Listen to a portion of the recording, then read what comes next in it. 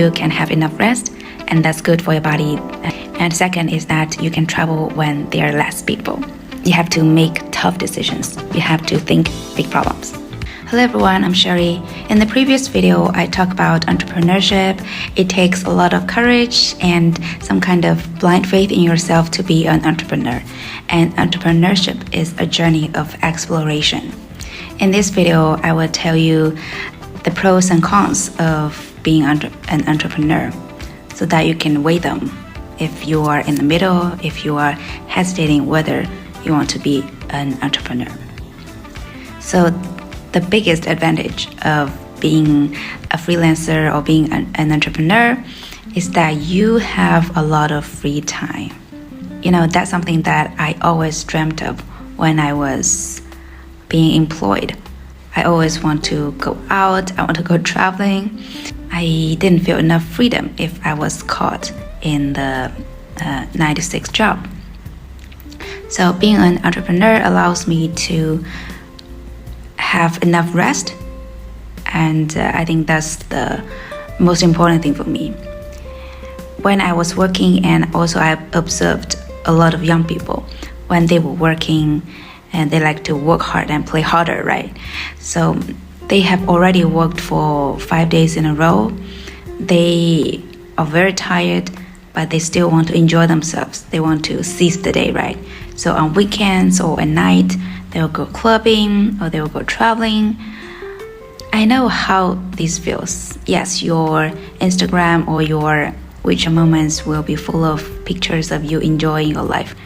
But behind the beautiful photos, you are tied out like a dog. So don't deceive yourself if you are too tired of work. You need enough rest. And during the years when I was working, somehow I usually got sick. So on weekdays, I work to get paid, and then on weekends, I pay the doctors to cure my disease. So what's the point? What's the point of working my ass off just to spend my day and waste my money in hospitals?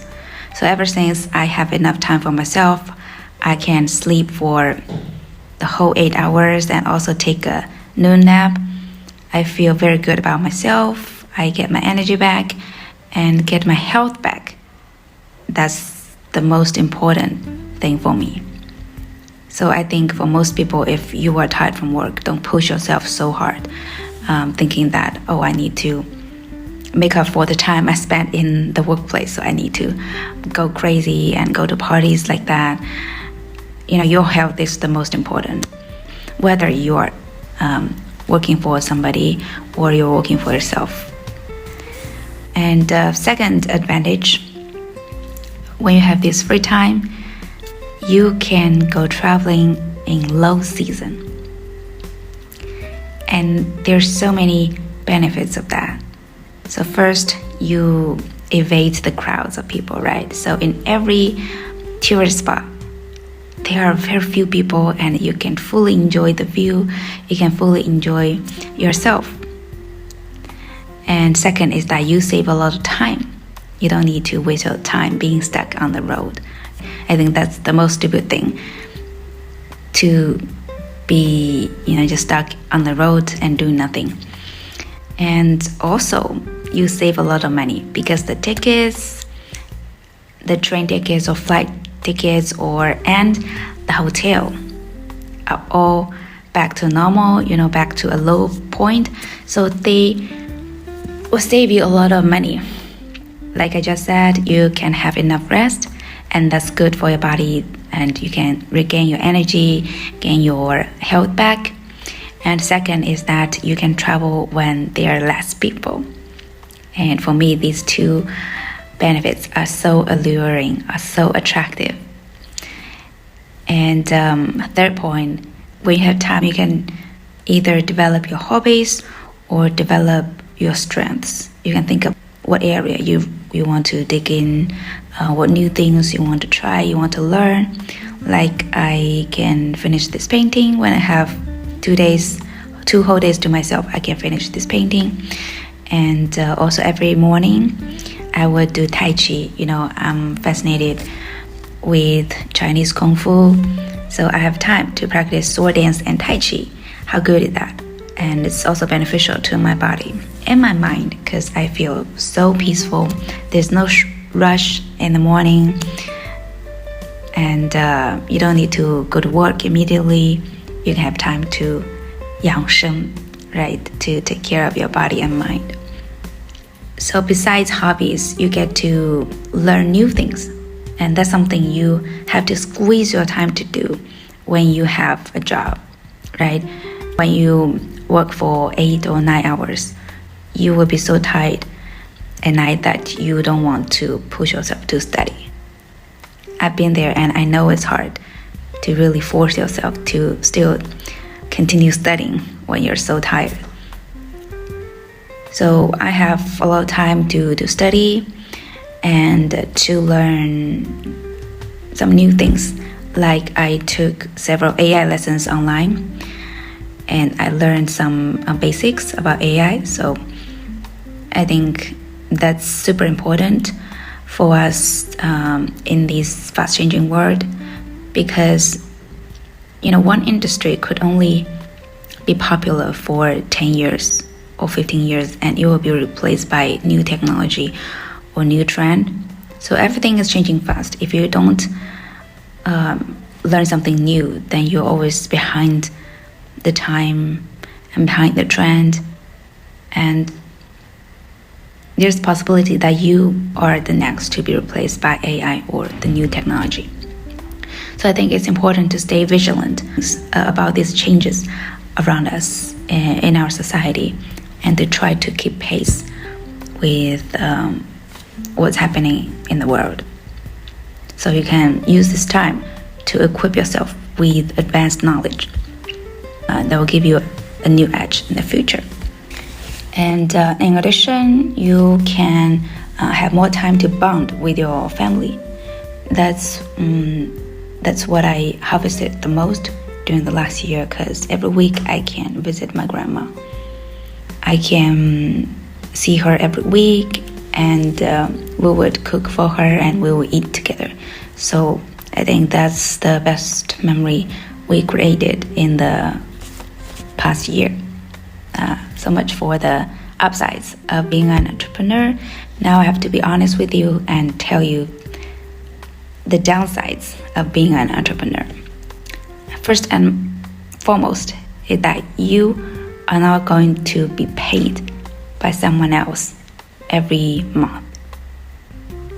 Your income will be so unstable.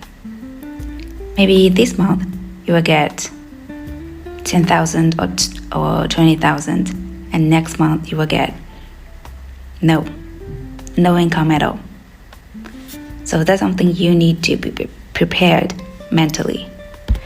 Because it's my second time when I was the entrepreneur. The first time I panicked.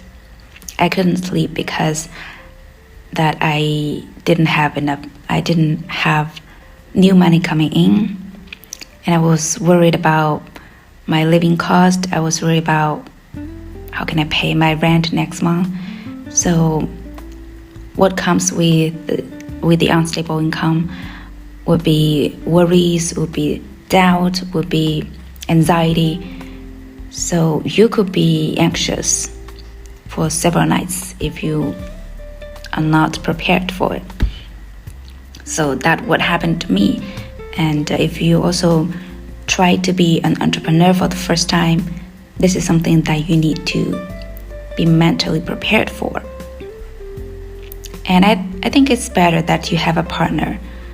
This time I have my husband with me, so I'm not that worried, and I know we have enough money to pass through. So if you work on your own, then you can save more money beforehand. And if you're working with someone else, then maybe you can share the burden a little bit. So that's the biggest downside, the unstable income. But I think it's also the upside. Why?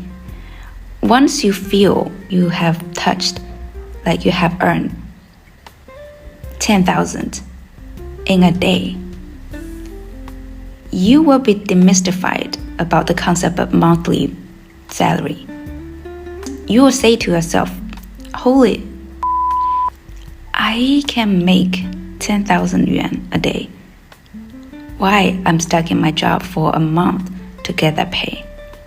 The magic of unstable income is that you will get much more than you expect within a much shorter time.